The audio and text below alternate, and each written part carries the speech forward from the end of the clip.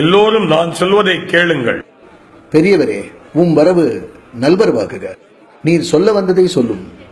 எனக்கும் உனக்கும் ஒரு வழக்குள்ளது. அதனை தீர்த்த பிறகே திருமணம் செய். இந்த நாவலூரான் என் அடிமை. இதுவே யான் கூறும் வழக்கு. நன்று நன்று. சிரிக்காதே. உன் தந்தைக்கு தந்தை எழுதி கொடுத்த அடிமை ஓலை இது. ஒரு அந்தனர் மற்றொரு அந்தனருக்கு அடிமையா? என்ன வேடிக்கை! நீ பித்தனா? நான் பித்தனாக இருந்தாலும் சரி, பேயனாக இருந்தாலும் சரி, அதை பற்றி எனக்கு கவலை இல்லை. நீ எனக்கு அடிமை தொண்டு புரிய கடமைப்பட்டவன். எங்கே அந்த ஓலையை இப்படி காட்டுங்கள் பார்க்கலாம்.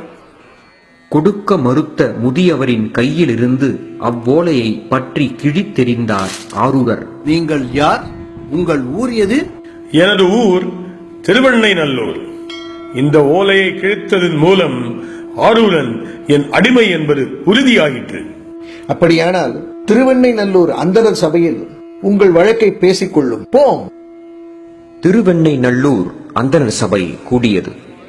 சபையோர்கள் முதியவரை நோக்கி, ஐயா, இவர் உமது அடிமை என்பதை உறுதிப்படுத்துங்கள் என்றனர். முன் இவன் கிழித்தது நகல், இதுதான் மூல ஓலை. ஆரூரா, நீ தோற்றுவிட்டாய். நீ இவருடைய அடிமை. ஐயரே, உங்களை இந்த ஊரில் நாங்கள் கண்டதில்லை. உமது வீடு எங்கே இருக்கிறது? நீங்கள் யாரும் என்னை அறியவில்லை என்றால் என்னுடன் வாருங்கள். என் வீட்டையும் நான் வாழும் வாழ்க்கையும் காட்டுகிறேன். சபையோரும் ஆரூரரும் பின்தொடர்ந்தனர். முதியவராக வந்த அந்தனர் திருவெண்ணைநல்லூரில் உள்ள திருவருள்துறை என்னும் கோயிலுள் புகுந்து மறைந்தார். கோயிலுள் சென்ற முதியவரை காணாது அனைவரும் திகைத்து நின்றனர். நம்பியாரூரர் மட்டும் முதியவரை தேடிக்கொண்டு உள்ளே சென்றார். ஐயா, முதியவரே, ஐயா! அப்போது விண்ணிலே சிவபெருமான் உமாதேவியாருடன் காளை வாகனத்தில் காட்சியளித்தார். அன்பனே, நீ முன்பு கைலை மலையில் ஆலால சுந்தரன் என்ற பெயருடன் எனக்கு தொண்டு புரிந்து வந்தாய். அப்போது உமாதேவிக்கு பணிபுரிந்து வந்த அனிந்திதை, கமலினி என்ற இரு பெண்களை விருப்பம் கொண்டாய். சுந்தரா, நந்தவனத்தில் என்ன நடந்தது? தவறு செய்து விட்டேன் சுவாமி. நந்தவனம் வந்த பெண்களை ஒரு வினாடி விரும்பி பார்த்து விட்டேன். இது காமனை எரித்த இடம். அதனால் இங்கே நீ வாழ இயலாது. அதனால் நீ பூலோகம் சென்று அவர்களுடன் சிறிது காலம் வாழ்ந்து வா. ஐயனே, நான் பூலோகத்தில் மயக்கம் கொள்கிற போது என்னை தடுத்தாட்டுக் கொள்ள வேண்டும். அப்படியே ஆகட்டும்.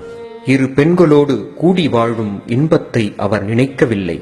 மாறாக பெருமானை விட்டு பிரிய மனமின்றி ஏங்கித் தவித்தார். இறைவன் அறிவிக்க அறியும் இயல்புடையது நம் உயிர் என்பதை உணர்ந்த சுந்தரரின் கண்களில் நீர் பெருகியது.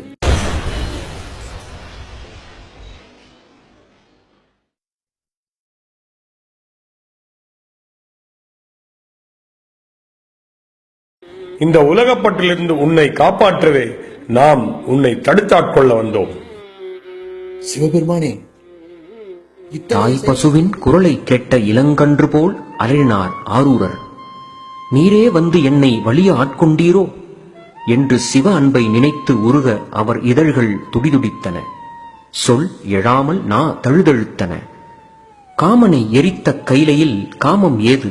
நீ எம் அடியவர்களின் பெருமையை பூலோகத்தில் பாடவே இந்நாடகம் ஆடினோம் என்பது போல் புன்னகைத்தார் சிவபெருமான். வன் தொண்டா, நமக்கு மிகவும் பிடித்த தமிழ் பாட்டினால் பாடுவாயாக. எளியே, நான் உங்களை எங்கனம் பாடுவேன். முன்னர் பித்தன் என்றாயே, பித்தனென்றே பாடு. உண்மைதான். இரக்கமற்ற உயிர்கள் செய்யும் பிழைகளை பொறுத்து காணக் கிடைக்காத பெட்டகம் போல் தலையில் வைத்து ஆடும் இவன் பித்தன்தானே. பித்தா பிறை சூடி பெருமானே அருளாளா எத்தான் மறவாதே நினைக்கின்றே அல்லேன் மனத்துன்னை வைத்தாய் பெண்ணை தென்பால் வெண்ணை நல்லூர் அருட்துறையுள் அத்தா உனக்கு ஆளாயினி அல்லேன் எனலாமே